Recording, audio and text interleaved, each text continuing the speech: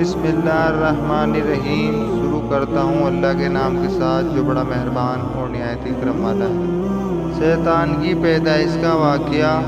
حضرت آدم کی تخلیق سے پہلے اللہ پاک نے دو طرح کی مخلوقات پیدا کر رکھی تھی، نوری اور ناری۔ فرشتے نور سے پیدا ہوئے، اس لیے انہیں نوری کہا جاتا ہے۔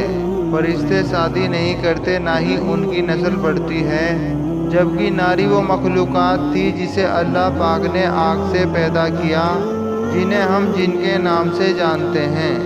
تاریخ ابن عساکر، ابن خلدون اور درجنوں روایت میں ہے کہ سب سے پہلے سمون جن کو آگ سے پیدا کیا گیا، اس کے جوڑے میں ایک لڑکی کو بھی پیدا کیا گیا۔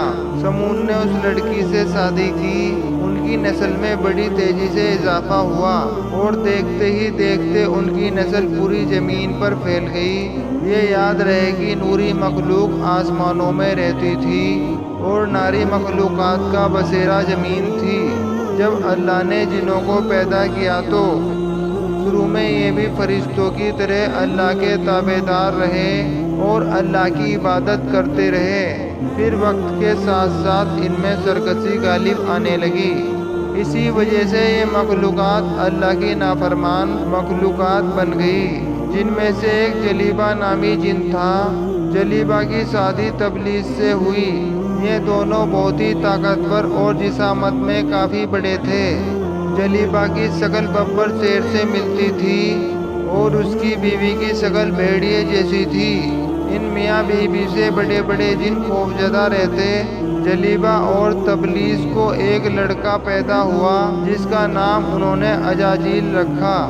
یہ لڑکا بھی اپنے والدین کی طرح بڑا طاقتور بنا۔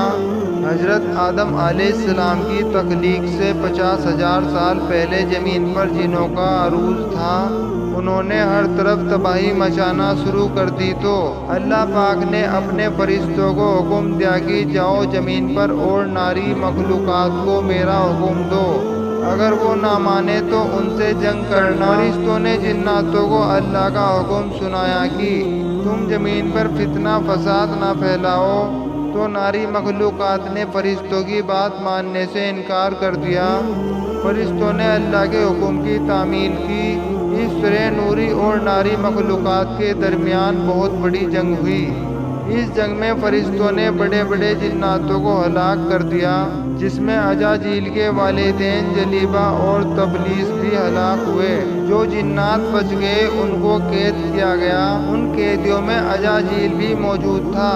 اللہ پاک نے حکم دیا کہ اجاجیل کی بہترین پرورش کی جائے۔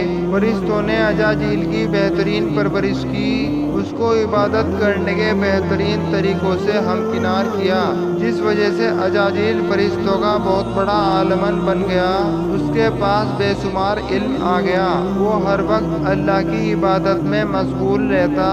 اللہ پاک نے اس کو فرشتوں کا معلم مقرر کر دیا۔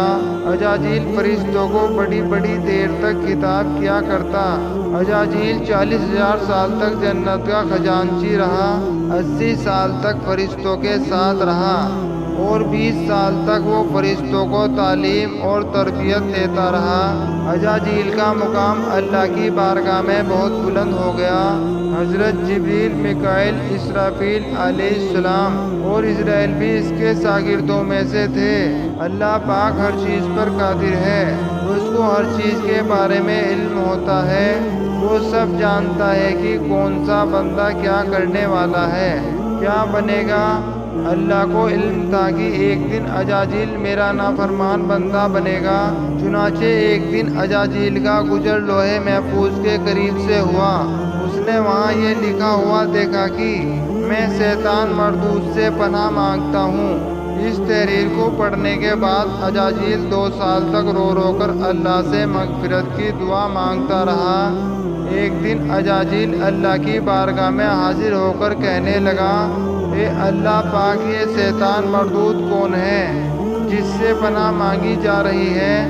اللہ پاک نے اجاجیل سے فرمایا، ایک بندہ ہے جس کو میں نے ہر نعمتوں سے نوازا ہوگا، وہ ایک دن میری نافرمانی میں اترے گا، اس لیے وہ شیطان مردود بن جائے گا۔ عزازیل نے پوچھا، اے میرے رب، وہ بندہ کون ہوگا؟ اللہ نے فرمایا کہ تم بہت جلد شیطان مردود کو دیکھ لو گے۔ اس کے بعد عزازیل کئی صدیوں تک اللہ کی عبادت کرتا رہا۔ اللہ پاک نے اپنے سب فرشتوں کو اکٹھا کیا اور فرمایا کہ میں اپنا ایک بندہ زمین پر پیدا کرنے والا ہوں۔ فرشتوں نے جواب دیا کہ اے اللہ، یہ بندہ زمین پر جا کر فساد پھیلائے گا، ہم تو ہر وقت تیری عبادت کرتے ہیں۔ اللہ نے فرمایا، جو میں جانتا ہوں وہ کچھ تمہارے علم میں نہیں۔ اللہ پاک نے زمین کے ہر حصے سے مٹی منگوائی جس سے حضرت آدم علیہ السلام کا پتلا پیدا کیا گیا۔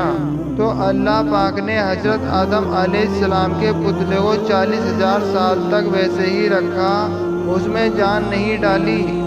جب بھی فرشتوں کا حضرت آدم کے پتلے کے پاس سے گزر ہوتا تو وہ بہت حیران ہوتے۔